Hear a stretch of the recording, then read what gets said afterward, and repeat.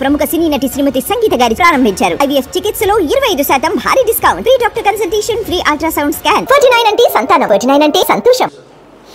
సాధారణంగా వాతావరణంలో మార్పులు చోటు చేసుకున్నప్పుడు ఏవైనా సరే వరదలు లేదంటే వర్షాలు, తుఫానులు ఇలాంటివి వచ్చేటప్పుడు వాతావరణ హెచ్చరిక కేంద్రాలు అనేవి హెచ్చరిస్తూ ఉంటాయి ప్రజల్ని. ఇది సహజంగా జరిగేటువంటి ప్రక్రియ.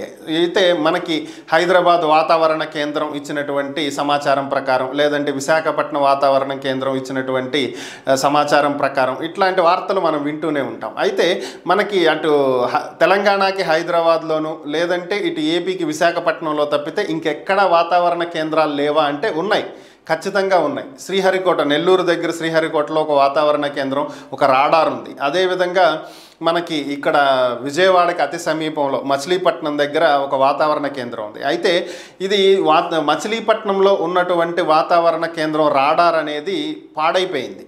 సో ఆ కారణం చేతే ఇక్కడకు మనకి సమాచారం అనేది అందట్లేదు అతి త్వరగా, లేదంటే ఇక్కడ వచ్చేటువంటి ప్రకృతి విపత్తులు అనేవి చాలా త్వరగా తెలుసుకోగలిగేటువంటి అవకాశం ఉండేది. అయితే ఇది కాల పరిమితి అయిపోయి ఈ రాడార్కి ఉన్నటువంటి ఏజ్ అయిపోవటం వల్ల ఇది 2021లో పాడవటం జరిగింది. అప్పట్లో దీని మరమ్మతులకు సంబంధించి కేటాయించినప్పటికీ కూడా అప్పటి ప్రభుత్వం దాన్ని నిర్లక్ష్యం చేసినటువంటి నేపథ్యంలో ఈ వాతావరణ కేంద్రంలో ఉన్నటువంటి ఎస్ బ్యాండ్ రాడార్ని దీన్ని పునరుద్ధరించలేకపోయారు. దీంతో ఇప్పుడు జరిగినటువంటి విపత్తుని దృష్టిలో పెట్టుకుని కేంద్ర ప్రభుత్వం ముందుకు వచ్చింది.